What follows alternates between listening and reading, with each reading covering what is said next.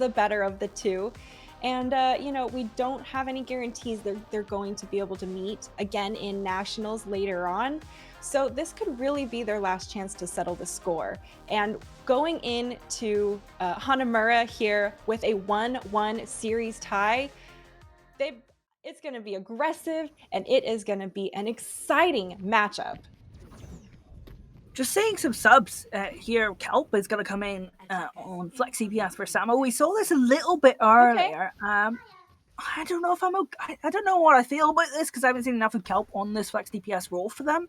But my opinion is that Sam's played in that Flex DPS role all season long. And I don't really like the changes. And maybe they've been forced to make changes. Sam, in fairness, was struggling to get value on Numbani because of the slower tempo set by Slurpee. Yeah, I saw the cool skin, by the way. Look, we've been talking about skins just before the broadcast, right? And look, the skin game in AGF this season has actually been quite poor. So Slurpee's got it, right? Slurpee's got it on. That's how you set the tempo on Mercy. Get the right skin on. And that is what you want to do, especially when you just jump on the point here. Nelsie just pushing aggressively forward, but a Helpful Fox didn't quite make it through the gate with the rest of the team.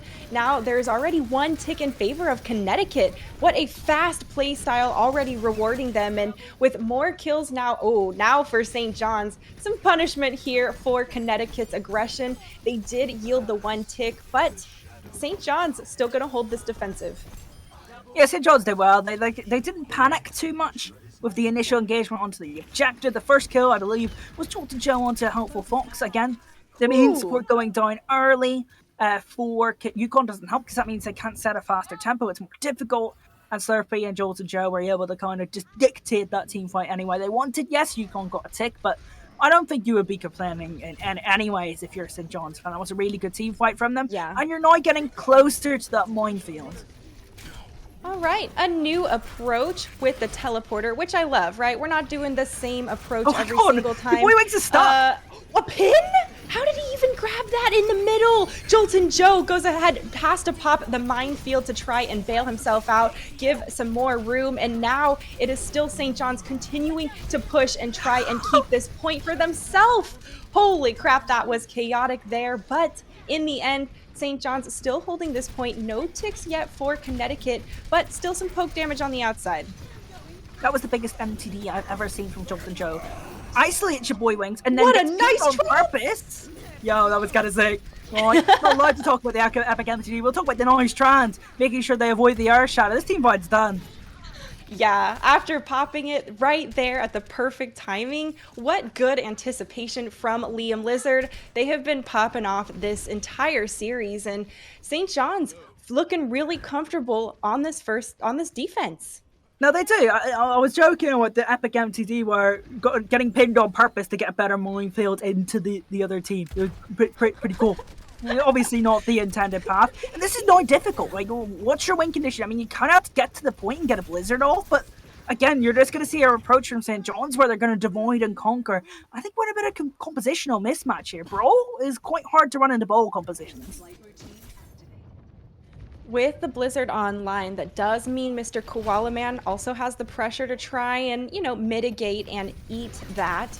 Oh no! Stop! You're done. Jolton Joe out of the party here early. What a nice wall from Kelp here. And now Blizzard's online, right? They're going to aggress forward. They're starting to take the space. Wall's going to prevent people from trying to continue putting any pressure onto the point. St. John's throwing ultimate after ultimate in, and I'm surprised the self-destruct clipped someone. There's still more damage coming through here from this outside from If You Stay, but Connecticut slowly trying to work their way up to the second tick. A nice wall going to continue zoning people out from St. John's, and well, Connecticut staying close together, losing a couple people here in the end, and Jolton Joe got back so fast.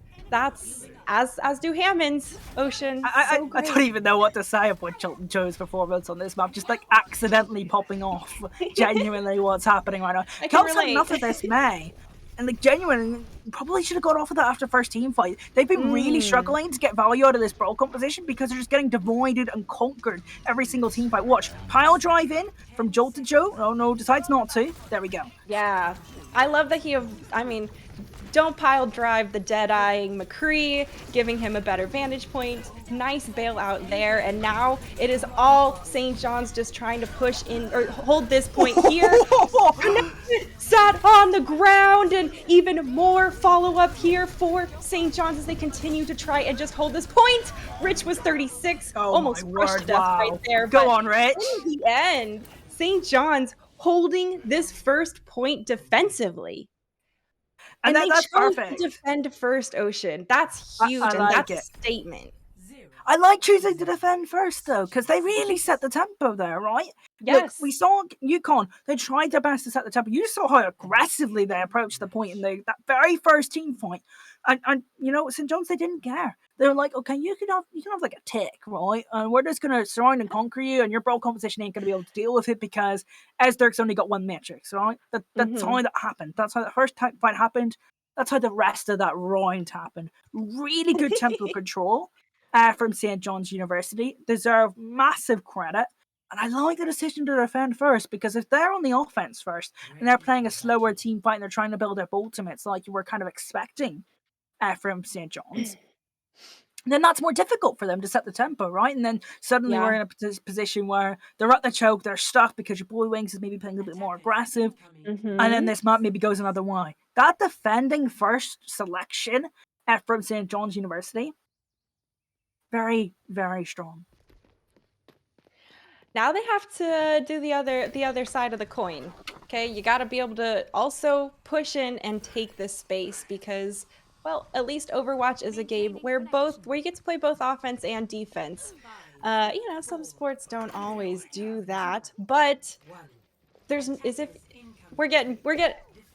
you stay, gonna stay. I think so. I think they're gonna teleport to the point, and then if you stay, is gonna go up to the balcony. Okay. And just trying to pop off. That's exactly what's gonna happen. There, nice. Jeez, Ocean, you really have already lived today, haven't you?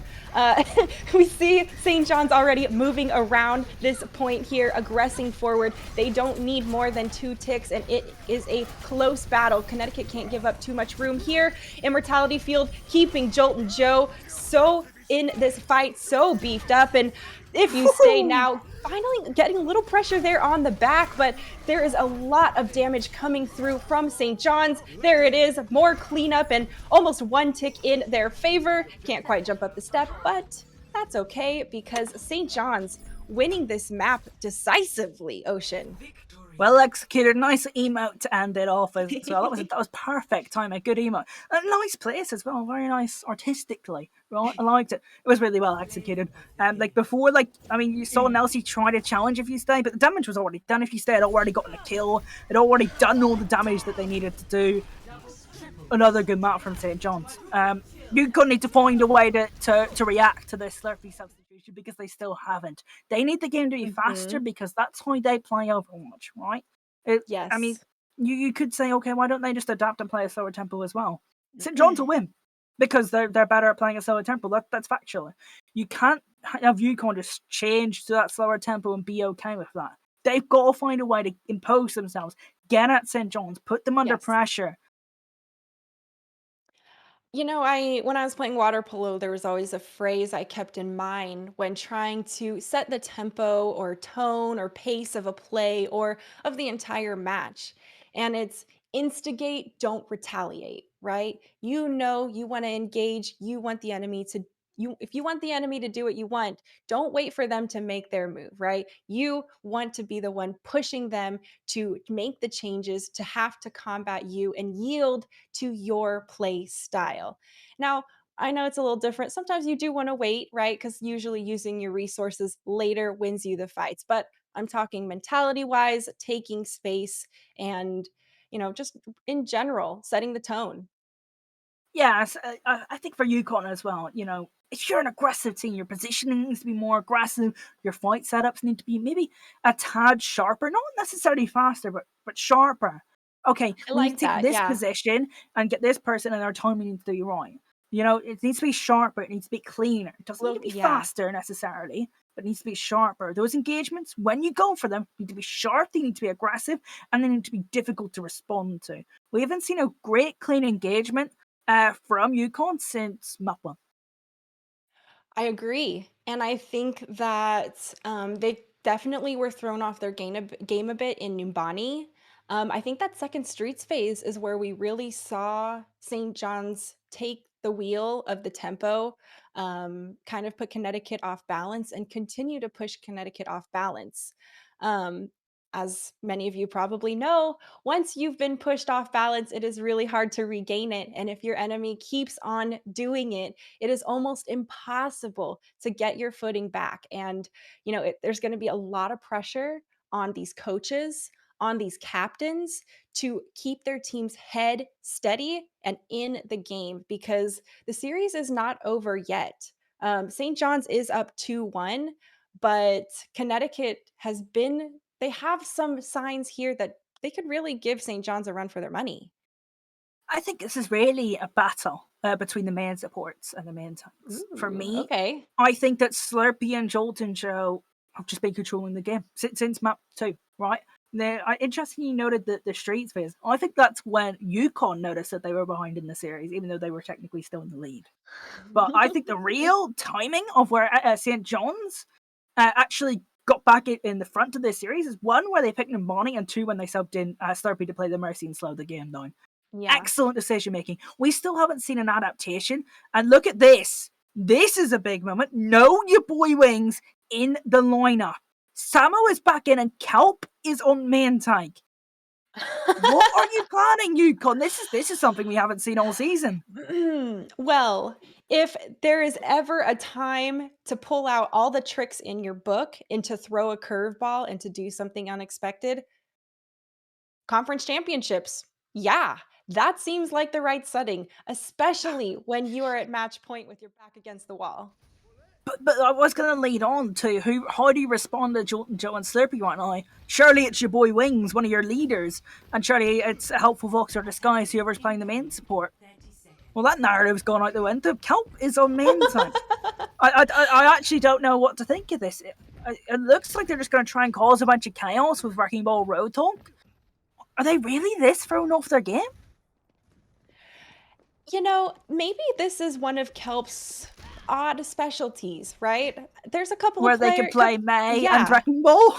And I mean, sometimes you have a weird niche, and Wrecking Ball is one of the characters where the mechanics and the way you move around the map and have to be aware of it are very different. It's very DPS-esque, right? I don't know how people roll so well. I clip every angle and, well, I get booped around just like that, but probably 4 times more and way more often. Goodness. Payload still rolling on forward. Not too much pressure. Not going to be done until they move around to come in line of this gas station. There is all the upward damage, and Slurpee is once again pocketing Rich. Rich has had this pocket all day, Ocean. Well, look at this positioning, right? You saw Rich just instantly, as soon as they saw the Wrecking Ball, drop deeper, play a little bit deeper. And that means that they're harder to approach, they're harder to engage on. And Slurpee just avoids by that and deals with that as well. That's really good positional play to set the tempo here on Route 66. And you continue, I mean, you said this earlier, Numbani, they want to slow down. St. John's wants to slow down their gameplay. They want to let Connecticut just push into their DPS, into the damage they can do, and them being set up on this gas station is perfect for it. Yep. I mean, as they're really trying to find an off angle here, maybe as the whole Hulk suit. Oh, don't peek out there. Okay, Azdirk's ran away. I actually thought Rage was just going to go right to Azdirk's sightline. Already built up the bulb. That's a good tool to use. And yeah, we'll see how they use that bulb. Some pepper damage coming through, and there it is. Bob summoned there on to the point. Going to be putting some additional pressure on to Connecticut, but Connecticut lost a helpful Fox. That is tough to lose early on, and with no Discord on the table, it might be almost impossible to remove Rich with this pocket from the Mercy. Ooh, Azdirk was like 1 health, is still 1 health. This fight's getting a little bit scrappy, a little bit scrappier than the defense would like. That's a good resurrect, and that should stabilize things for the moment. Yeah. I think they're safe right now, St. John's, and Yukon, they don't look like they know what they want to do right now. They haven't really got a plan. I think they were just like, okay, we're just sub Kelpin and we're going to play Wrecking Ball. And that was it. They didn't really think about it too much. I mean, next team point, they have a Transcendence, so if a helpful Fox in the backline gets isolated, they have a backup plan. But realistically, who's going to apply the pressure? Who's going to get them into this game? It's probably going to have to be Nelsie with this Pulse Bomb. Moving around the side here, Kelp trying to get rid of that turret, taking it out of play. So some pepper damage off the table for St. John's. Connecticut now moving in. That hook onto Rich was devastating, and St. John's wants to try and hold this point. It's going to be a little too late though. Pulse Bomb crippling through and just taking down members of St. John's. The res though coming back, bringing both tanks to this point. They don't really have the sustainability to really hold it, and Minefield's going to zone them out and let Connecticut take that space. Yeah, better for Mukon. They set up their engagement on the Rich a ton better. There is an argument to be made that we saw Rich make a good positional adjustment earlier in the series, or sorry, this map even, where Rich was able to back up. Maybe he could have backed off to the other high ground, but I think it was just a good setup from Yukon to get onto Rich and get onto the high ground. A good kill from Dirk there, or Easy Dirk. And yeah, this is going to be about getting back into the team fight now and resetting the pace. If you are St. John's, you want to control this game. How are you going to do that? Koalaman, I guess, could use an early flex, try and force out that Transcendence. That would probably be a good start. Transcendence can be a very clutch ultimate. It's gone! You can see it's being popped out of the, there it is, towards the main a little bit early, or up the main way. Bob here is committed from St. John's to continue holding this point, and well, that was pretty much an easy deal once Trance was off the table for St. John's. I mean, they didn't even have to force it out. I'm not sure what happened there. It just went away.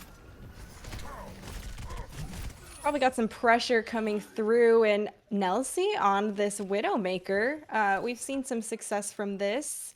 Oh no, that was actually St. John's who did that last time. But this could be a great off angle and a lot of pressure. And you know, a lot of times Widowmaker has the advantage in these long sightline duels.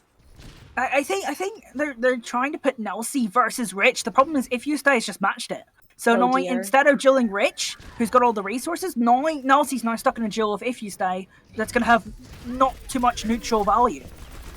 Yeah, well, and if anything, Nelsie is actually going to have a 2-on-1 against both the other If You Stay and Rich, pressuring him nonstop. So that could be really tough. And honestly, Slurpee has been so critical and clutch to keeping the team alive, zipping all around, and it's not quite enough. There is still so much damage being thrown onto the tanks, and Liam Lizard can only do so much. Connecticut still rolling this point forward, and they don't want to go home yet. Rich was so close to getting that Bob online, and that would have been a critical ultimate to stall time. Can they still get a number on here? I see Koalaman kind of close. Not unable to get to the point, I don't think. Really, really good hook there from onto Jolton Joe. Yeah, Koalaman's not going to be able to approach. Nah. That's okay. We still have 2:22 on the clock. Connecticut doing a great job at pushing this payload. And look, Ocean, they have got 3 ultimates, almost 4 ultimates online to move the cart to the 3rd checkpoint. I mean, I think a lot of it's on the support ultimates here, right? You need the sustainability here towards the end of point C and Route 66, so you kind of want to keep one of those support ultimates. Yeah. That was a nice hook. And that's surely not going to help, right?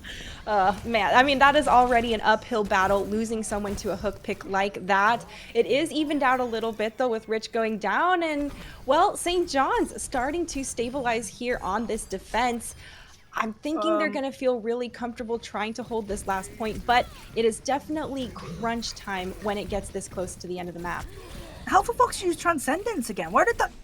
What did it do? That's the second time in this map that Alpha Fox's Transcendence has really accomplished nothing, and now Disguise has a lot of pressure on them to be the one to sustain, to be the one who leads their team, leads Yukon to the end of Route 66, and I don't see how they're going to do it without that Transcendence.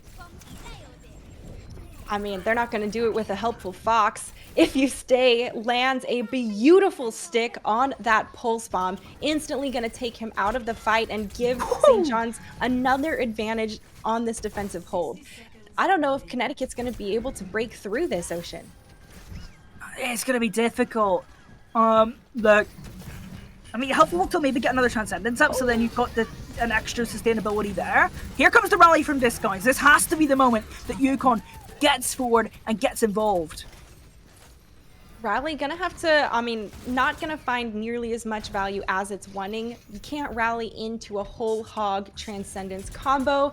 It's not quite the recipe you are looking for in a team fight, but Nelsie has a Pulse Bomb online. This could be a huge opportunity to really set the tone of the fight for Connecticut to drive the payload on home. They've already gotten one pick onto Mr. Koala Man. Can they continue to take this momentum? Bob sent out in response is gonna be putting some additional pressure from the side, and there is a Transcendence from a helpful Fox right there on the point, trying to keep everyone topped off. And with If You Stay going down, it is a tough battle. Connecticut still taking on the trickling members of St. John one after another, and they've got some ultimates online to try and zone them out. Still, overtime bar is triggered, and it is a close matchup. Connecticut has the spawn advantage, and they got a couple kills.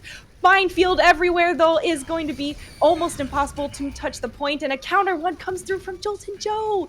There are mines all over the point. People are zoned left and right, and at this point, St. John's is trying to do everything they can to take Connecticut off this point.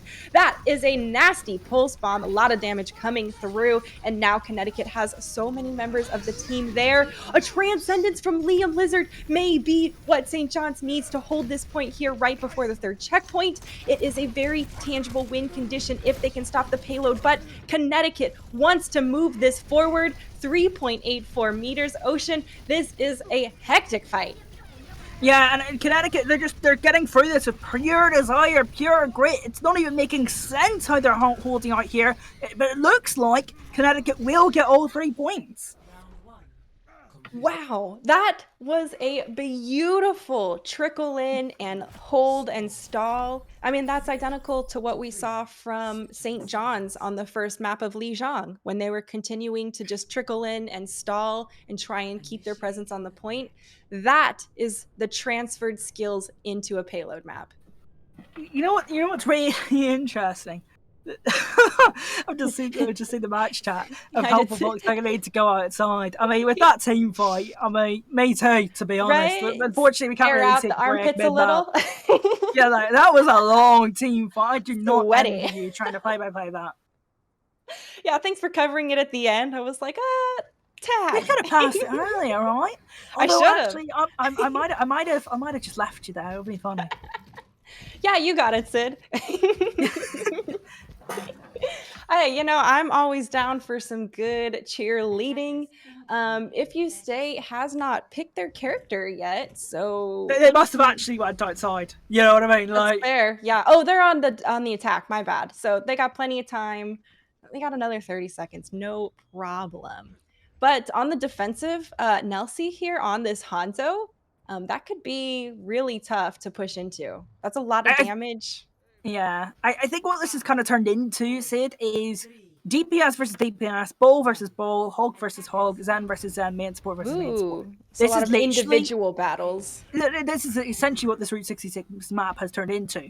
And it's no longer, well, I mean, it's still about tempo, it's still about, what main support can get more value, but by making this change for Kelp and making the game more chaotic by taking your boy Wings out, the game is now a bunch of individualistic duels. Well, that's a hard word to say. I don't know why I picked that one. Look, there's now a bunch of duels going on, and this makes the game a little bit more chaotic, a little bit harder to read. And you know what?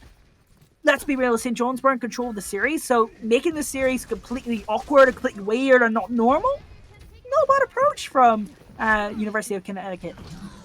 Sometimes stirring the pot is all you need to try and get some change up or a different, point of view.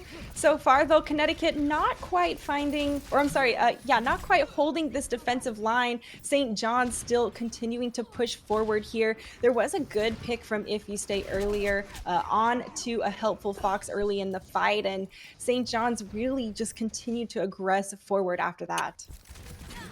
Yeah, I mean, Rich is going to get hooked here and die, but Azdark's going to follow it. This should theoretically be point A for St. John's.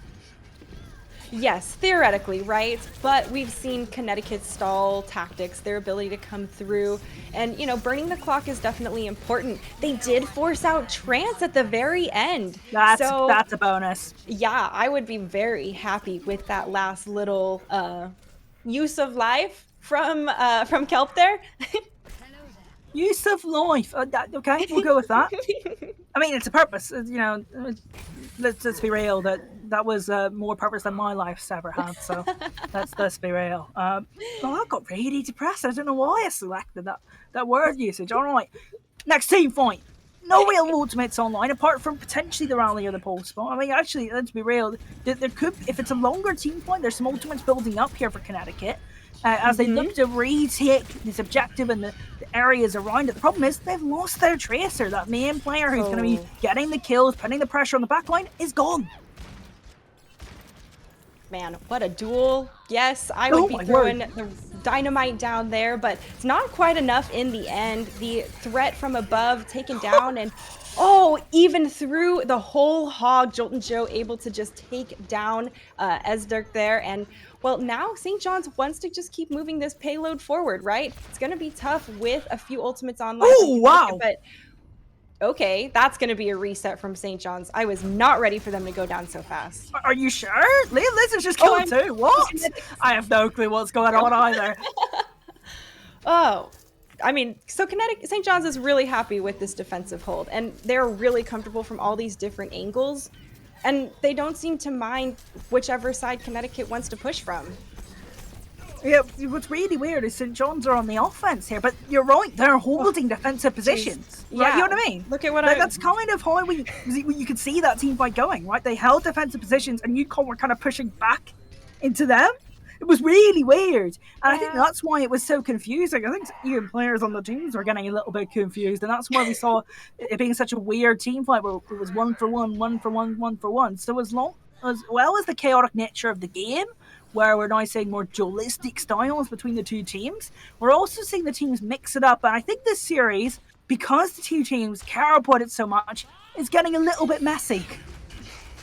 Yeah, you got to throw everything you can at these types of matches, and there are two Trances hanging out right now, keeping both teams in these fights, and it's going to be the rally from Tizguy continuing to reinforce Connecticut here on the defense. They want to hold, they want to push St. John's back, and well, there's still 3:55 on the clock. It's a lot of time to try and burn down, and they don't want to give it up. Yeah, just a reminder, UConn captured all 3 points, so they're already kind of good, right? The pressure for me is actually on the offense here. It's on St. John's. They had control of this series, and they, got pushed into this dualistic style. They could have played slower. They could have kept it going. Yes, it would have been awkward, but they just need to make a couple of adaptations. What those adaptations might be, I wouldn't be able to tell you, but they definitely could have kept their own play style and kept it slow. Now it's dualism versus dualism, and it's getting a bit awkward for both of these teams. And 3 minutes 15 on this corner, it's quite uncomfortable in the offense. It's going to be really tough too, and there's so much damage coming through from Connecticut. I love that they took the high ground a bit, and it's going to be really tough for them to push in because of all of the defensive or because of the Supercharger online. Yeah, the Supercharger is going to be difficult to deal with. I mean, at least Liam Lizard also has the Transcendence, and then you can maybe push further forward with the Valkyrie, I guess. But there's tools available for both of these teams. Transcendence forced out early. Liam Lizard kind of hanging out a bit on the side by himself, got pressured out, and well, a nice pull comes through there from Ezdirk and gets another kill on top of it. Now there's a lot of damage coming through from this hallway. A nice res now from Slurpee. If You Stay is back in the game, and that's more DPS for St. John's to continue pushing. Kelp goes ahead, tries to use the flux to slow down the fight a bit, but minefields are going to make it tough for anyone from Connecticut to approach the payload. Right now, St. John's wants to continue throwing this pressure into Connecticut, but Connecticut's kiting back, Ocean, given a little space. I mean, I think they have to right now. They've only got the dead only as well. I mean, they're close to the rally. If they can build up that rally, Connecticut will be in a good spot. But I think the battle right now is on the Cassidys. What can you get with this ultimate? It's a hard ultimate to get a value with, but what have they got? A lot of pressure on the DPS, and there has been a lot of pressure on them in general to continue winning their duels and taking down their counterparts. Deadeye in the back takes 2 down, has a nice pocket there, and it's going to be even more forward movement for the payload here for St. John's. More pressure coming through. They want to roll this cart forward, and Ocean, if they can do it with time, they will have a very clear win condition for themselves here. St. John's continuing to move. It's going fast. Connecticut able to touch there at the last moment, but there is so much damage. Jolt and Joe smashing everyone into the ground. Dragons zoning members of Connecticut even more. And with 2:05 on the clock, it's going to be a round 3. This crazy map of Route 66 just gets even crazier. Right, both of those Cassidys went into the team fight pretty much same amount of resources. But we saw Slurpee, I guess, come round the back with If You Stay. That's just a really good team fight from If You Stay, right? You know, Slurpee was there, but that's just If You Stay. Really good timing. As soon as Jolt and Joe went for the pile drive, If You Stay was, all right, it's my time to shine. It's my time to come in here. And really did get more value than Nelsie in that last fight. And that hasn't been the case over the course of the series. Nelsie's had a really good series. But in that team fight, in the critical moment, that was a really good team fight from If You Stay. If You Stay and Pocket Me. There's your 2K Deadeye in the back. I wonder if that's what where he gets his gamer tag, right? Oh, If You Stay and Pocket Me. Definitely. How long have you been thinking about that for? I feel like you've used that twice in a short time for a reason. That's because he's been getting the pockets, and there's so much value for good being reason. brought. For good reason. Yeah. Rich has also got equal resources, and Slurpee's been controlling the game. That's Slurpee's true. not just in the lobby to give resources to If You Stay. I won't be having this. This is not happening. No, Liam Lizard's been doing some nasty work for St. John's as well. Those antis from Numbani were so critical, and you know. Oh, we have a helpful fox on Ana this time. So we're going to see some antis come through from them. They're going to have a lot of pressure to try and get those and, well, prevent St. John's from having all of the advantage, right? One anti can really prevent a lot of aggression. It forces them to have to back off and wait for them to be able to heal themselves up again. A stun on the top. Immortality Field committed early. St. John's still holding this gas station, just like we saw initially when they were defensively holding, still continuing to try and prevent the payload from being moved. Estark was on the wrecking ball there, and Kelp went to the Sigma. I would have thought the whole reason Kelp came into the line was just to play wrecking ball and make the series more chaotic. I don't think these changes are helping. I'm not sure why we're saying this on Route 66. It just seems that, you know, you kind of ran out of ideas. Yeah, it's definitely a much more chaotic and hectic fight compared to what we were seeing in our previous matches. And actually, we did see Kelp switch over to that Sigma very late in the second round, but it was not too long past that third checkpoint or second checkpoint. And now St. John's, Cart didn't go too far. They're going to have 2:05 to try and push it. And that's a lot. That's similar to the amount of time they had in Numbani, which gave them plenty of time to build up Nano. They built their ultimates in 150 last time. So 2:05 has got to have them feeling pretty good. I would like to see them go for a similar approach where they're just going to try and build up the Nano boost, and that was the approach that they wanted to take. But we're just going with the Route 66 has changed everything for no reason map approach. We're going back to Wrecking Ball Road talk. Yeah, I have no clue what caused this mess, and it has been a messy map. Like, the first 3 maps of the series completely made sense. They were really easy to predict. Really good tempo changes, both teams wanting to play different tempos. And then we subbed in Kelp for your boy Wings, and everyone was like, you know what? We're just going to, not play Overwatch, but we're going to play Overwatch. That's exactly what's happening on this map. And look, 2 minutes to get around a couple of corners Route 66, you would say? St. John's have a really good opportunity just to close out this series right now. I think you're probably putting a lot of the emphasis on Rich, who's going to get most of the resources here from Slurpee, already has done, and probably going to look to win this game with a duplicate. And Rich has been, I mean, putting in a lot of work damage-wise. Echoes in general already putting in enough. And a nice boop off the top of the gas station, is able to escape with his life. And now members of Connecticut have been scattered around. Big Girls. Oh, that is a nice headshot. If you stay, taking out one more DPS, and now St. John's knows that they can continue aggressing forward. They got to break through that shield if they're really going to take down Connecticut, but more kills starting to flood through. St. John's will have the spawn advantage, but there's only 1 minute left on the clock, Ocean, and they are not quite as far as I was expecting yet. Well, the Brigades is stuck now. That's the main support gone. Hopeful folks gone. However, Samos just came back into the team point on the high ground and been able to take out Rich. And Rich, despite all the resources that they've had, only 47% to that duplicate. That Echo isn't working out. And yeah, Rich has had enough. Yeah. Over to the Cassidy. And If You Stay is actually the person who's been charging their ultimate very, very fast. Sights online. An early pick onto Sam. That could be exactly what St. John's needs to take this map and take the series here in our round 2 winners bracket. Connecticut doesn't want to go home. They need to leave it all here. Supercharger left on the ground, and now they are just going to fire into the members of St. John's. They are trying to mitigate the damage, but Liam Lizard's trance is too much. The Valk is too much. There are heals up the wazoo for St. John's, and Connecticut can only do their best to mitigate the onslaught of damage. One more player to clear, and St. John's gonna go ahead and take the series here. What an epic series, right? We had everything in that series. We had a really aggressive map 1, really fast-paced control map, which is good fun. We got to say Yukon, be proactive, be aggressive, which is their trait, it's what they're good at. We got to see like some epic adaptations, some substitutions, some epic slower Overwatch where you're trying to build up your ultimates and set up those nano blades and those awkward poke phases. That was cool. We saw a really well executed Hanamura defense from St. John's, and then we saw whatever the hell Route 66 was. Like, that was crazy. But I think I like that. I think that was the attempt that Yukon made to stay alive. They didn't know how they wanted to do it, but they wanted to fight. They wanted to fight hard. They wanted to make the game crazier. It almost worked.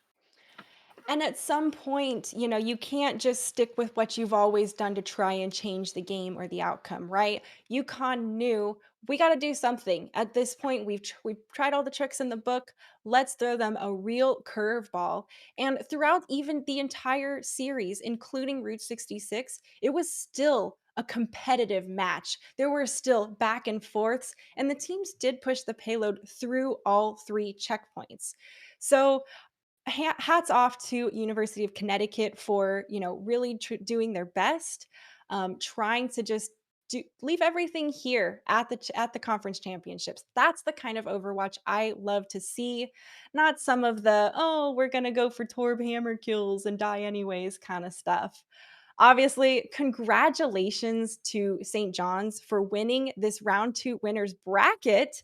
It is double elimination, so that means Connecticut is going to be out of the game for now. They will be at Nationals, though, Ocean. They'll be at Nationals. They'll still be in the losers bracket. Like, there's plenty more Connecticut to be seen. But that was a really good performance from St. John's. Some of those inconsistencies that St. John's have, they were there, but they were definitely patched up a bit. They were definitely a lot cleaner today, St. John's. Very, very impressed. Definitely potentially, cementing themselves as a potential top 5 team. Yes. This East Conference has been wild. You know what? This entire day has been wild. I've been seeing some of the results. Like UTI got beat by Hawaii over in the Central Division. William Mary's just been swept by Delaware in East. Yeah, and William Mary, the last time that they played Delaware, swept Delaware. I have no clue what's going on today. Wow. I have no clue what that Route 66 was, but I'm liking Conference Championships Day. It's quite cool. Conference Championships. It's that's the competitive spirit that these championships bring, because it's on the line. There are bigger stakes here. It's not just a season game where we're going to see you again later, it affects our seeding. This is it. And wow, Ocean, those are some crazy upsets coming through for the day already. Yeah, kind of crazy. Well, I wasn't ready for that curveball. all in all, really nice job coming through. Obviously, folks, there is tons of Overwatch happening today. So while we take a quick break, you can go ahead, you can check out all the other channels. There's EGF Overwatch and EGF 3 and 1, the whole 9 yards. You guys know where to find the socials all below. And we will see you back here with our awesome producer, Laggy, for our next match.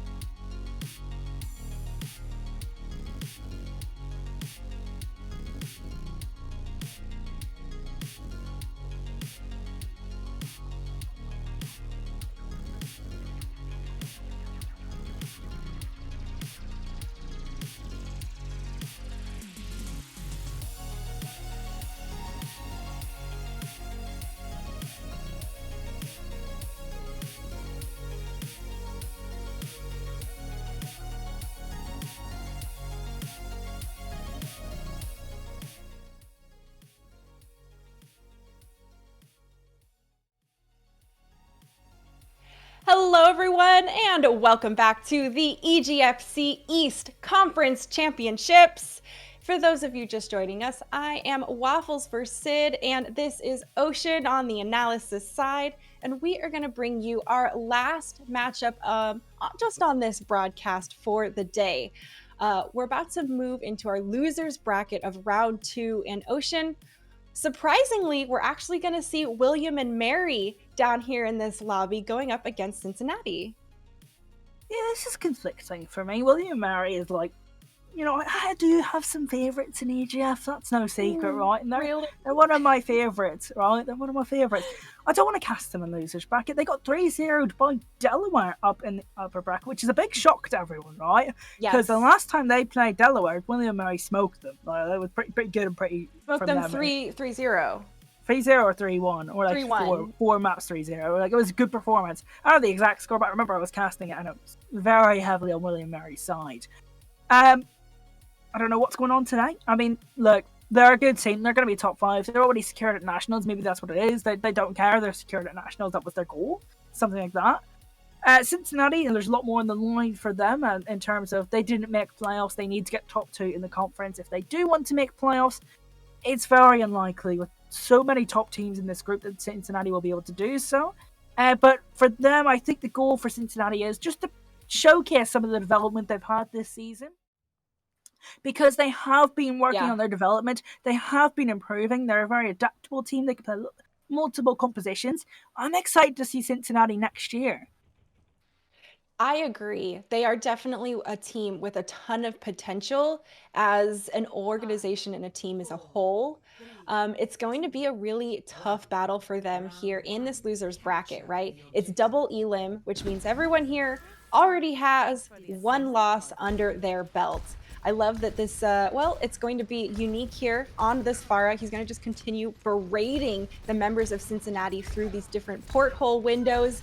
And Cincinnati's going to be fine with that. They want to get set up on this point. They want to have that Symmetra charged up on, with those, turrets already set up and wait for William and Mary to try and push in. But as I say that, of course, they decide to push out into the open, right where Unique has a lot of firepower. A nice boop pushes the Reinhardt off of his charging course, and I think this is going to be an opportunity for Cincinnati to try and get aggressive if they want to, or I'm sorry, for William and Mary to get aggressive. Unique's killed 3 players already, built the barrage literally inside 20 seconds. Unique's just hard carried that team. Oh my gosh. No, nothing else to say, right? William and Mary, they didn't panic, they just kind of divided and conquered. Cincinnati did well to hold their ground and start off with, and they've got 22% or more for their troubles. As a result of the damage coming out from Unique and from Win working over there from William and Mary, Cincinnati is very close to both of their support ultimates. Leapfrag already has the Amp Matrix online, and we know that's a very common engagement tool. The problem is Barrage is online. There it is, sneaking in from the top, but not too many resources committed beforehand. Instead, it actually just burns them up in the process. A pin, just a charge all the way down through the way there, and it's going to be Cincinnati having to reset. Yeah, Max did get on all right. Yeah, I thought Max actually had trouble. It looked like they were... Sorry. It's not going to be difficult to walk into this Pharah, right? It's harder for a Pharah to take space than when control space. And Pharah is a hero that's very good at controlling space. You also are walking into attack fights or whatnot, but it seems that's been dealt with really well. Kneecap does get out somehow, and you're also walking into Zen spam. Deadeye being channeled here, doesn't find anything, but Archimedes does fall very low, taken out in the end by some damage from Unique once again, and man, this is a vengeful game from William and Mary, coming off of a loss they probably didn't expect. Cincinnati is gonna be on the receiving end of some of that wrath. Yeah, I mean, I think this is also an opportunity since you're already locked in playoffs. If you're William and Mary, and you'd assume that they'd at least make top 6, roughly. They're probably a top 5 team in my personal opinion. They could test some things here, right? Usually you'll see them run the Zenyatta Brigitte support line. They're very, very good at that. But they're testing some extra poke styles with that, and they're running the Mercy at the moment. Love that boop coming through, trying to push the D.Va into the self-destruct even further.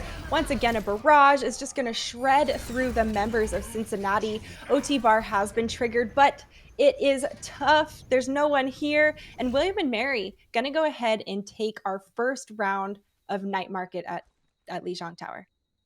It was good. A good solid round from William Mary. Did the basics right. Didn't do much more than the basics, but they didn't need to, did they, really? Just kind of give resources to Unique, pretty strong timing. Nothing out of the ordinary, nothing needed to be done out of the ordinary. Good fight. Good round from William Mary.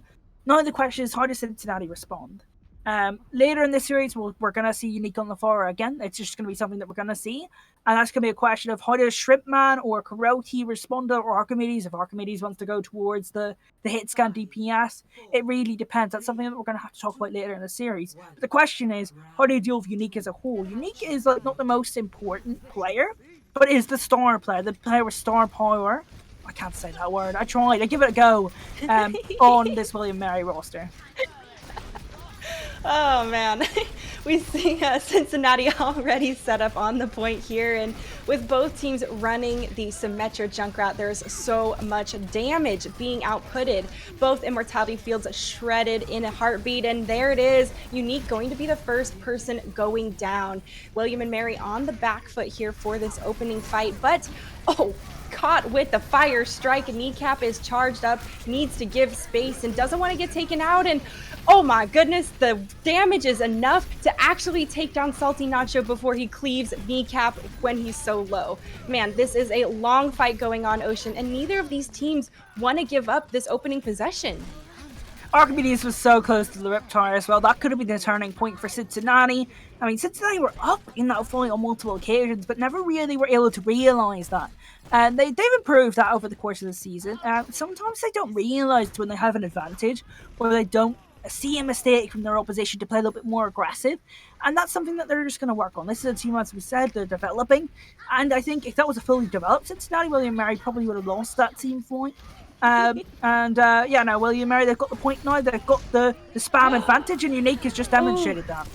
Yeah, I mean, it's so dangerous with a Junkrat in general. And I mean, you add the Symmetra on top of it, the additional walls blocking all the damage and heals that you might need. It's a difficult battle here for Cincinnati to push into the point. And honestly, once William and Mary are set up, they are very comfortable waiting for Cincinnati to just push into their trap. I mean, they have to walk through this small choke, but it's difficult, right? Yes. I mean, maybe you could use a Riptire again to kind of like offset this chokehold. There we go. So you saw the future once again. Nice job, Ocean. I don't know what's going on today. Apparently, I'm just really intelligent. Yeah. Well, Archimedes fell off the map, and that is some damage off the board for Cincinnati. It still exchanges back and forth. Crush trying to be attempted there by Shrimpman, and well, falling very, very low. Gonna go ahead, pop off the top here, and Cincinnati going to have one team fight left to try and take this point back. Yeah, no real adaptations being made. They've tried to challenge William Mary, Brawl versus Brawl, Mirror versus Mirror. It's been okay. There's been some good moments, but they've not had enough Cincinnati to close out a team fight, right? That Riptire approach was really, really good. Their approach to the point on point day was really, really good. Or say fight one, but it just hasn't been enough to get a critical team fight on the board. Shatter did come through from Max for the win, and it looks like that was the engagement William and Mary needed to continue holding this point. They're handling the trickle of Cincinnati, and with a nice, clean team kill, they're going to go ahead and take Lijiang Tower. Yeah, a good, comfortable doing the basics map for William and Mary, and that's probably what they needed. Look, I think it's a big shock to everyone, and probably mostly themselves, that they lost 3-0 to Delaware in the winner's bracket. So it's kind of important that they go back to basics, get a simple job done performance here against Cincinnati. I think that's the best case scenario, right? Yeah. Where they do the basics right, their fight planning's good, they test out a couple of new compositions and variations they could do to maybe challenge Delaware later on. It's not a complete rehaul, it's not a panic button, but it's just do the basics right, and they've done that so far. And when you come off an unexpected loss like William and Mary probably just has, um, Like I've mentioned this before, right? It is about how you harness that mental energy of getting that loss, how you reset, and how you get yourself back in the game, and how fast. That might actually be the most important thing: is how fast do you mentally reset, get yourself back in your flow state, or back in the game where you need to be, and focusing on what you need to do to actually force the enemy to adapt to you or catch the enemy off guard. And William and Mary, like you said, doing a really nice, clean job.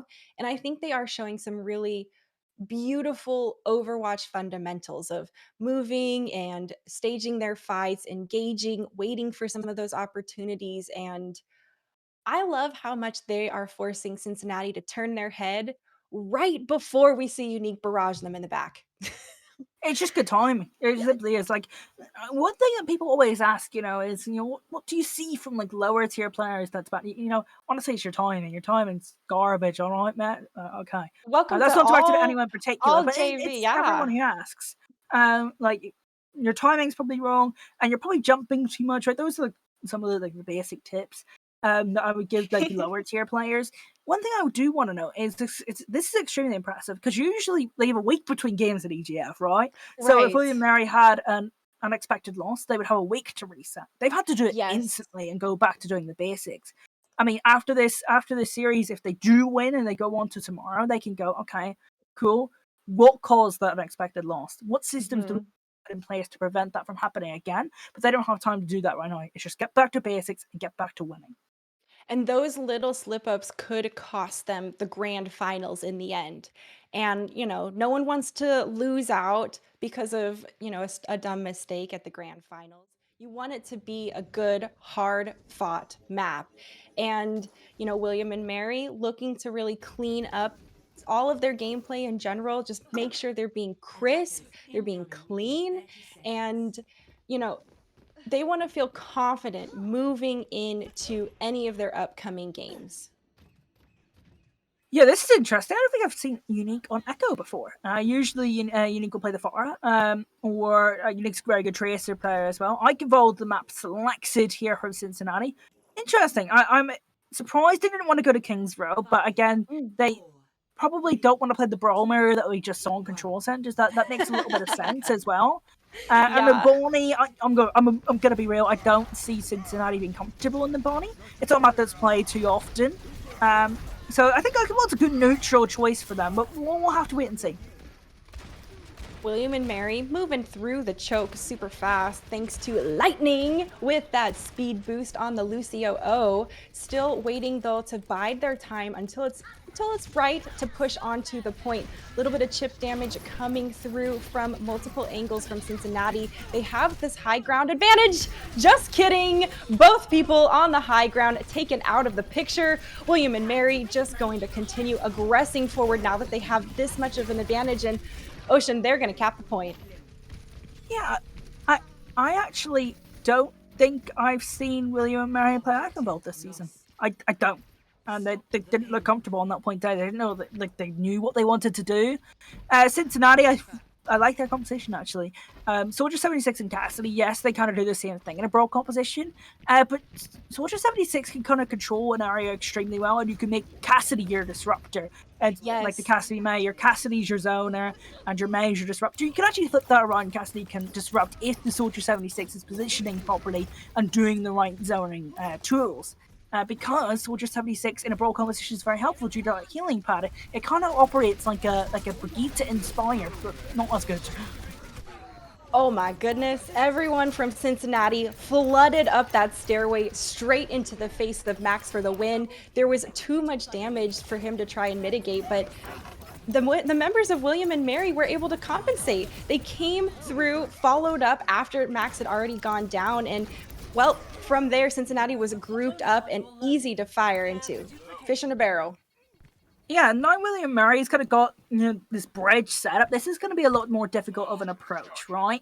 Oh, geez, That first objective here on Ichabod, you can kind of just run in, take a little bit of space, take an area that you want to play, and then kind of take a neutral fight. This is different. You've got to really think about your off angles, really think about how you're approaching things, and just think about Unique as well as a player in general. Having to deal with Unique on this Echo is going to be quite difficult. Looks like Cincinnati has a good idea of what they want to do. They kind of want to push towards the high ground. They're just waiting for something right now. Maybe an amp speed. There we go.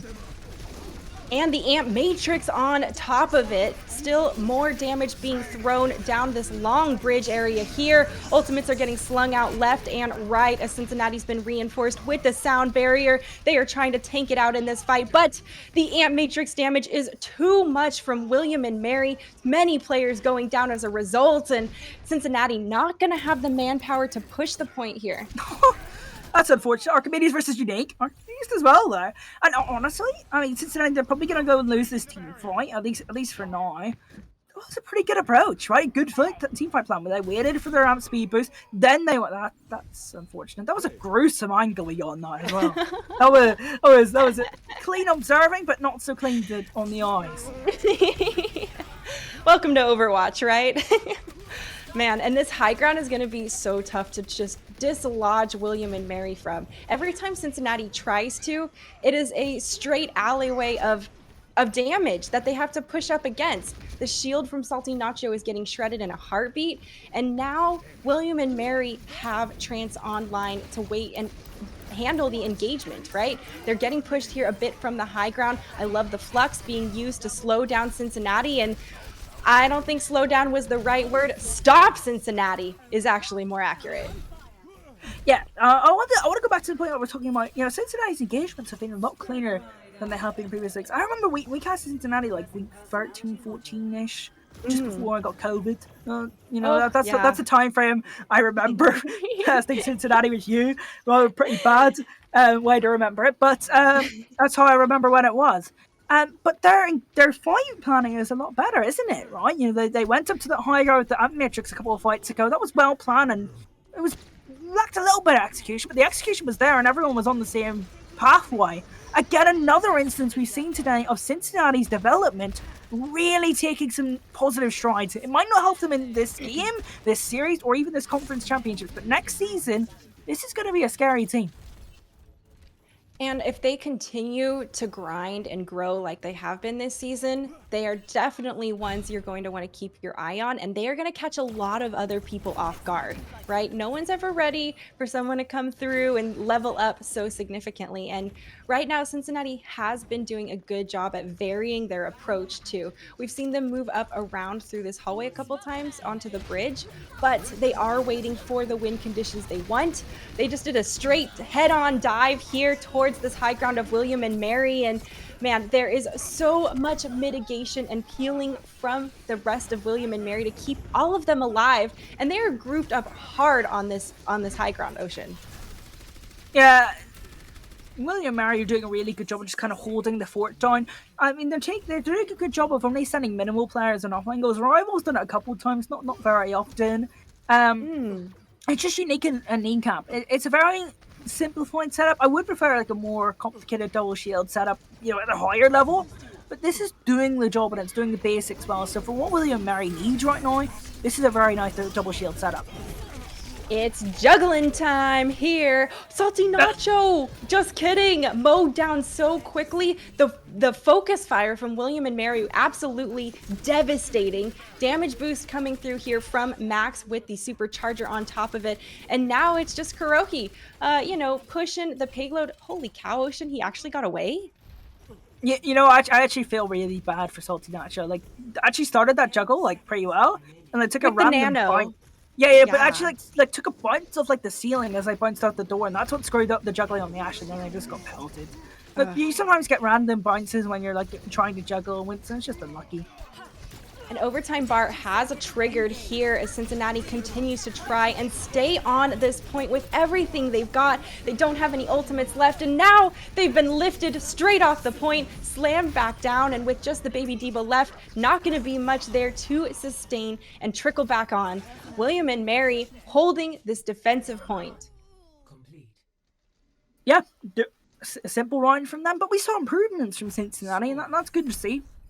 But again, William and Mary, they did sort of what they had to do. It did the basics right. And that's what Right. we want from them right now. Look, they're not going to play too many more games today. They'll have a time to reset and go into tomorrow and say, we came into this, seeded number 1. We're 5th overall in the standings. We're a good team. We're a top 5 team in HGF. What went wrong today? Why did we lose 3-0 to Delaware? Right.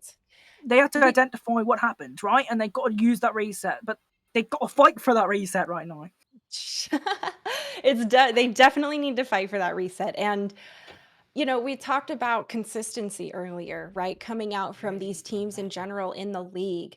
And William and Mary losing that map earlier is not something we expected from a team who was typically very consistent.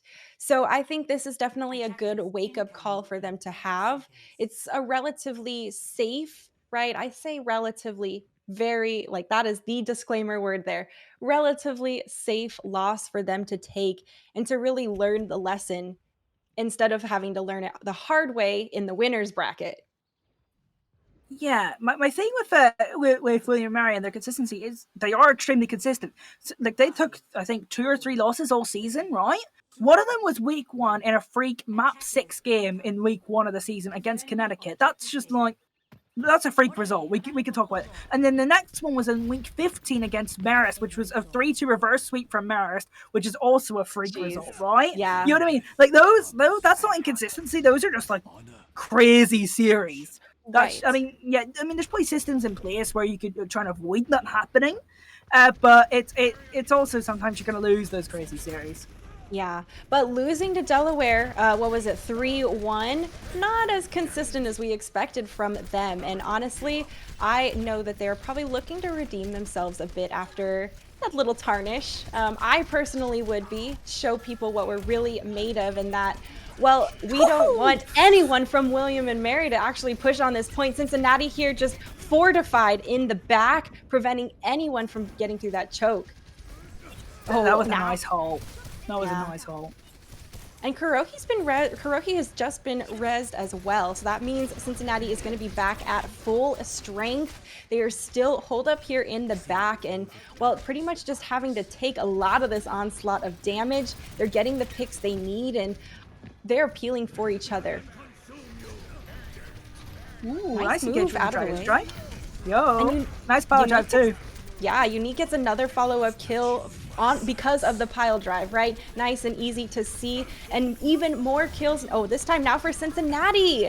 They do not want to give up this point ocean, and they do not want William and Mary to just walk all over them like we kind of saw in the first round. This is a beautiful defensive hold so far. Yeah, I think this is a little bit easier for Cincinnati. It's a little bit more simplified on what to do, right? It's what they're comfortable in. Agawal Point A is not a very complicated point. It's get through choke, do the basics right, play around corners, etc. What is kind of like King's Row?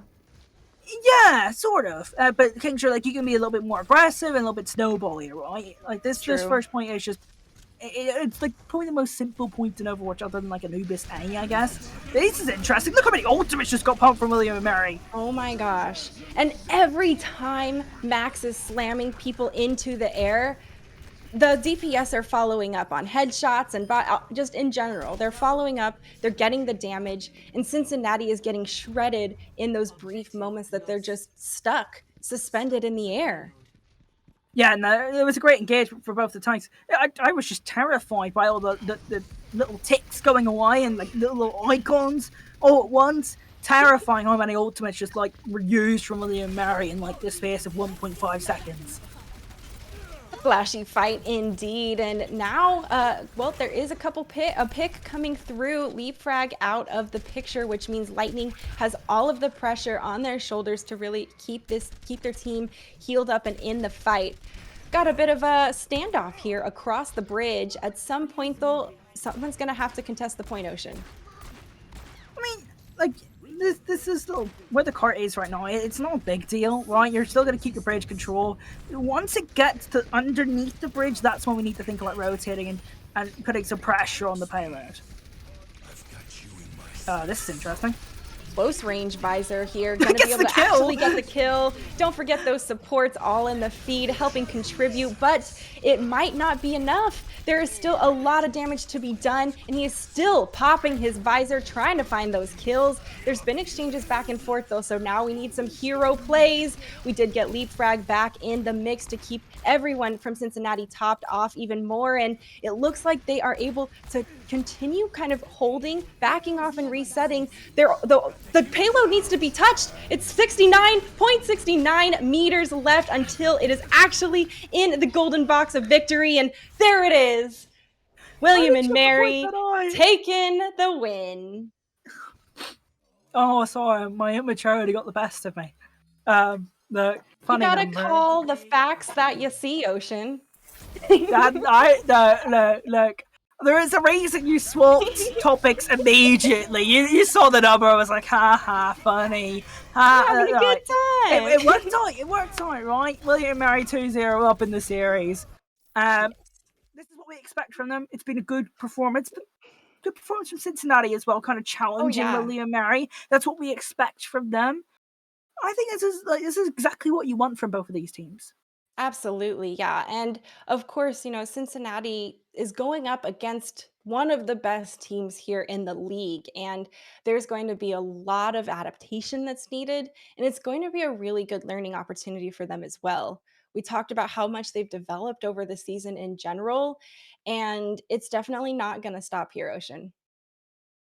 Yeah, no, it's about improving over a long period of time, not just one season, but the entirety of, I guess, Cincinnati and EGF. How much can they progress next season and the season after? That's the real test when it comes to Cincinnati.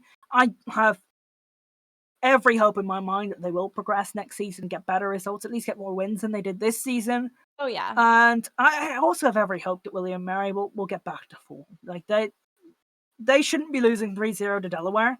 And they're doing the basics right here, right now. They're not playing their absolute best, but they're slowly getting back into things. I think William and Mary will still come into play in the rest of these conference championships in the East.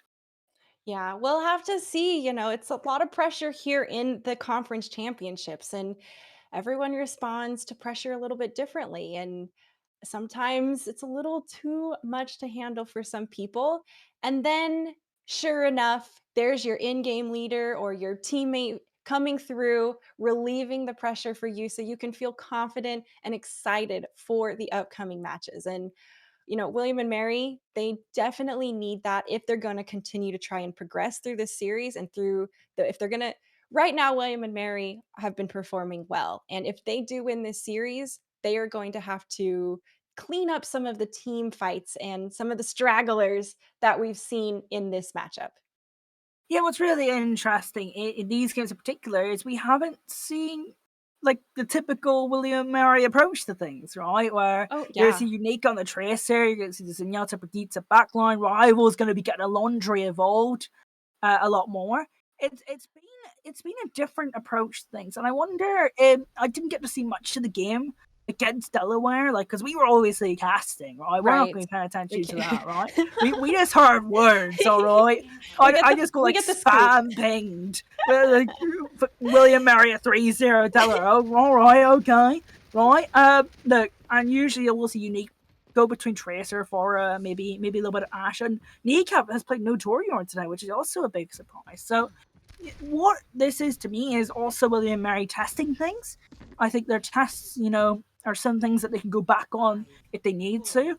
But what I want to see when I watch William Mary is Nuke Llama on the Brig, a laundry on the Zen, Rival getting them involved in the team fights, and Unique killing people.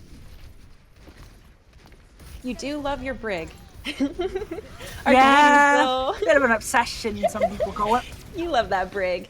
Unique's got the first pick, Ocean. Holy crap. I'm not even surprised anymore. The damage that he has been outputting and the pocket on top of it, I don't think Cincinnati stands a chance unless they do something to contain him. I don't think they can shut him down. I only think they can hope to contain him. Unique's a good Pharah player, right? But see, at the start of the season, they were relying on Unique just to play Pharah and kind of carry games. Unique's been able to play other heroes over the course of the season and improving those other heroes over the course of the season as well. But they're still a great Pharah player, and this Pharah player wins games. And I called him right, in that week 1. I was like, playing too much Pharah, play other heroes. Unique's Pharah has also just gotten better, right? He's like single-handedly, look, 82% to Barrage. This guy's nuts. Well, what did you mention in the first round or one of the first maps was like 20 seconds to Barrage? Absolutely, it was 28 disgusting. or something like that.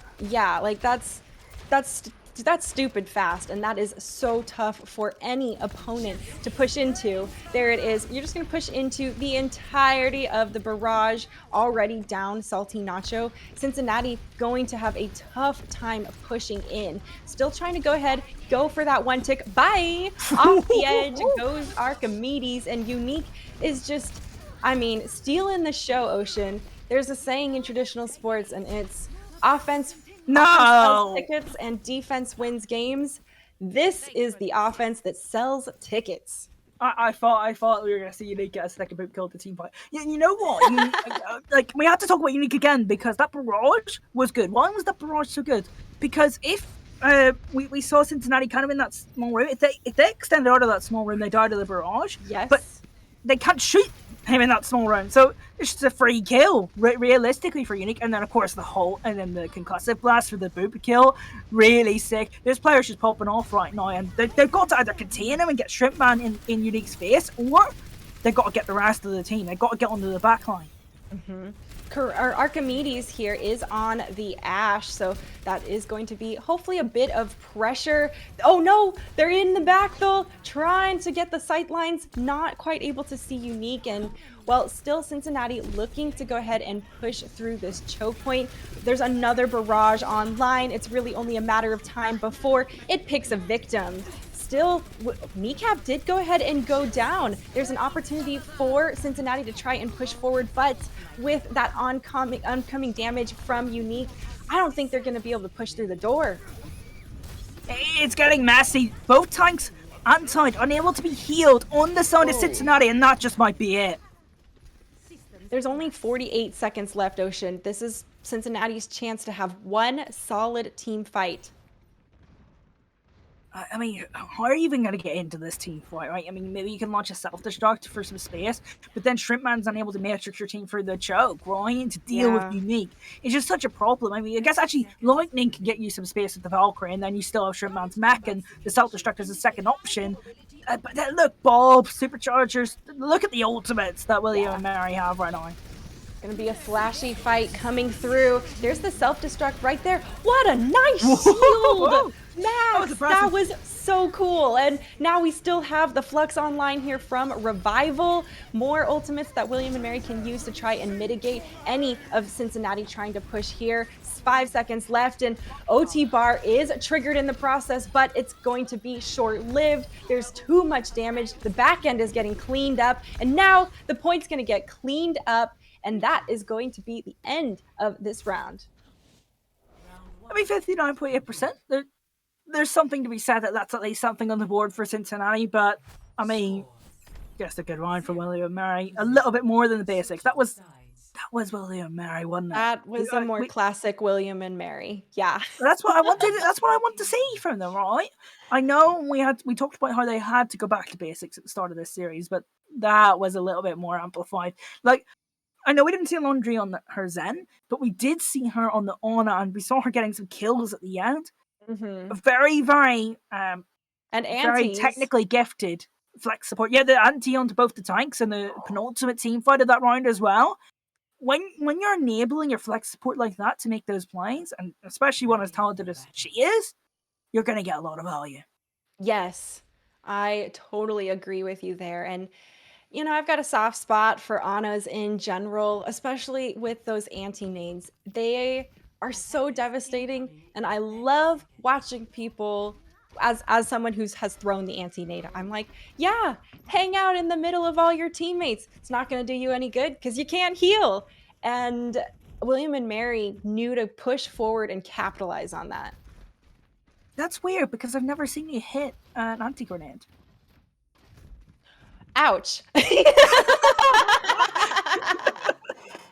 Oh dear, that was hard. Cool. So next time you spam, I need healing. No. I've never spammed such a thing. I've just true. demanded every single resource. And you always announce your inting, so I at least give you credit for comms. Your comms are great. But I'm really curious to actually see how Cincinnati's going to handle, I mean, William and Mary's going to push through, and they have a Lucio of their own. It could be a very, very aggressive, fast push, stopped in their tracks. Nice wall coming through from Kurohyy, slowing down the members of William and Mary, sectioning them off, and giving them the first defensive hold. Yeah, it was a good brawl mirror team fight. You saw Salty Notch, and not that they are Shatter, by the way, just playing on that corner. When you're playing a Reinhardt and you're kind of playing on this corner, you can get a thing, what I like to call like a corner swing, where you're building ult charge a little bit more, putting more pressure on the other Reinhardt. Has the Air Shatter available? I don't think Max knows that this is online. I didn't see it till you called it out, and I would not be ready. Look how aggressive he is. There it is. 3 people caught in an Earth Shatter, but still taken down in the end. Cincinnati has the man-up advantage as they continue to handle members of William and Mary pushing in, trying to utilize that Amp Matrix, but so far still able to hold the defensive. Another good team fight from Cincinnati. Look, I'm going to be very, very blunt. Cincinnati, earlier in the season, would not have even been in this game. William and Mary would have dominated them, and maybe 2 team fights, one from Cincinnati. They've been in this series, and that's a big credit to their improvement this series. Not even series, season. Yeah. And William and Mary is a very tough opponent. A nice pick early. That's going to slow them down, and they still have to push into a Blizzard, Ocean. William and Mary are in trouble. There's 2 minutes left. I didn't realize we only had 2 team fights, or actually technically 3. There was one just where Max got picked up early. Yeah. Look, you're now walking into the blitz. This is not good for William and Mary. They're running out of time. Now we're kind of speaking, you know what? Can Cincinnati win this map? It's very, very possible, and they have been doing a great job in this choke point. The Mei walls from Kurohyy have been devastating, but it's getting Blizzard is eaten here by Revival. That was a huge win condition opportunity for Cincinnati to try and zone William and Mary away, and now William and Mary go ahead, push the go button. There's no Blizzards, Ocean. There are no snow globes for this map. Cincinnati shut down William and Mary's most recent push, and now we are at 1:19 left on the clock. Rival's still trying to get off the map and reset on the D.Va. Went for the crush! Get off the map! No! This is horrible for William and Mary. No. Oh my God. That was great. 1 minute left, and Rival's still respawning. I mean, look at the ultimates. You're going to both support ultimates and Air Shatter.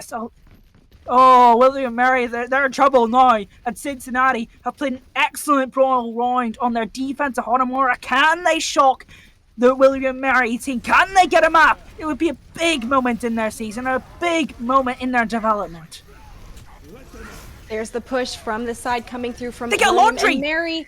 There it is, a huge pick moving out. Everyone jumps off the map. That's William and Mary's cue to try and actually go reset for another full team fight, Ocean. What a fast decision. They had to go. They had to get off the map. But no, the problem is, because you've taken that extra time, Kurohy's closer to that Blizzard. You're really relying on Rival right now to either eat that Blizzard, get a massive... Like, Rival's got so much things to do in this team fight. They're going to have to really pop off. The woes of a D.Va player having all of these responsibilities. They have to move fast, right? It is speed boost only time. Sound barrier's been thrown. William and Mary have to take this point or they risk losing this map here. Earth Shatter online. They did it! Slams gets a couple people, but it is still a hectic fight here on this point. William and Mary finally able to clear out Cincinnati at the very last moment, and they are going to just take this point, Ocean. Rival better be getting the biggest hugs of all of their teammates right now. Like, the biggest hugs ever. Like, holy crap, right? Wow. Clutch. Gets the self-destruct kill to open up the team fight on the Archimedes, eats the Blizzard, and keeps everyone alive. Awesome team fight from Rival. I told you they had to do everything in that team fight, and they did it. William and Mary had the odds stacked against them for that last fight. No questions there. We called it out. We thought it was going to be problematic. We were worried for them pushing with no time, and then again with even less time when I thought it was their last team fight. And they clutched out such a beautiful last fight. Those blizzards, both divas actually. I want to give credit to both sides because there were no blizzards all around because they were eaten all the time. And There's three the blizzards aware, eating in that yeah, match. all three, dude. And 0 for 0 being thrown just really goes to show you how aware these players are, and in particular the diva players, right? I Divas have it the worst because they get staggered the worst and they're expected to literally eat all the ultimates. Most of them are projectiles. And they performed so beautifully on that last round. Obviously, William and Mary, though, just clutching it out with a couple really clean picks and really showing us a more traditional William and Mary play style and tempo that we've seen in the past. Yeah, I think that's now a moment of reflection for what we've seen in the conference championships and this season. We'll talk about Cincinnati first because that's their AGF season over. And I'm a little bit Yes. heartbroken to say that because it's been a joy Mm. to watch their development over the course of the season. Look, I'm a very critical person, and people will watch the broadcast. I'm very proud of that Cincinnati roster. Usually, I see a poor Overwatch team that doesn't want to improve. I get a bit of, I don't like that roster, right? Cincinnati, not the case. They started off poor. They've improved over the course of the season. They almost got a map off a top five team at the end Huge. of this game. They almost got Hanamura against William and Mary. That's really, really impressive. And their defense on that Hanamura round was beautiful, right? Right up until William and Mary actually had their backs against the door in the last fight. But Cincinnati did a great job slowing them down. I mean, sectioning them off. Really, really nice plays. And the Kurohi on that May, I thought was just pivotal for their defense. Yeah, no, very impressive performance again from Cincinnati. William Mary, look, they should know they're a top five team. They haven't played like it today. It's time for them to reflect on today and push forward because you know what? If they push forward correctly and take the loss to Delaware and some of the slip ups today against Cincinnati in the right way, potential championship winners. I agree with you there. And I know there's going to be quite a few William and Mary fans who probably also feel the same way. They're definitely a lot of people's, top bracket contenders, if not the one they foreshadow to actually win the whole thing. Um, all in all, though, really nice performance from everyone we've seen today. Ocean, you've had quite the whirlwind of games today, actually. Yeah, 4 games all in the East Conference. All very exciting games. I really enjoyed the last two, though. The last two that we've just had. I thought Oh, yeah. Connecticut versus St. John's was such an interesting clash of styles. And that substitution of Slurpee in that game was amazing. Oh, But I yeah. always enjoy watching Cincinnati's growth. And then also, as I said, at the top of this game, slight bias towards William and Mary. I quite like them. Well, they they have some beautiful, clean gameplay, and when they're running some Overwatch fundamentals like that, it's hard not to admire it. In general, I love someone who is good at their craft, and it's enjoyable to watch them perform and be successful on that. And William and Mary feel comfortable. They looked way more comfortable moving into that last map, and well, that is going to be really important for them. They are, one loss under the belt still here, and it is double elimination. So they don't have any room to make any more mistakes, Ocean. Yeah, no, especially in conference championships when they're fighting for seeding in nationals. Right, top two gets better seeding in nationals. I know William and Mary have already made nationals, but getting that seeding could be very important for Oh, them. yeah. And getting getting your ideal seating could actually set the tempo and set you up on a course to win the whole thing. Um, Everyone knows how it goes in seating. No one wants to get matched up against the top dog straight out of the gate and get knocked out early. You really want your toughest battles later on, and it's going to be some of those fine tuning hairs that may or may not affect the fate of William and Mary down the season later in the road. Either way, William and Mary coming off of a win. It's going to be a lot of pressure on them moving through this tournament. But Cincinnati, we are sad to see you go. Fantastic job this season. And I mean, Ocean said it as well. You guys have grown very, very much. And we are so excited to see you guys come back and blow us away again next season. Ocean, you got anything on your mind before we sign off for the day? It's just been a fun day of casting with you. Always a pleasure. And the games that we got were a treat. I totally agree with you there. And I love the curveballs that we had in our earlier match. It was so much fun to cast with you today. Huge props to our producer, Laggy Sun, behind the scenes. He has also been with Ocean all day, bringing you guys the magic you see here at EGF.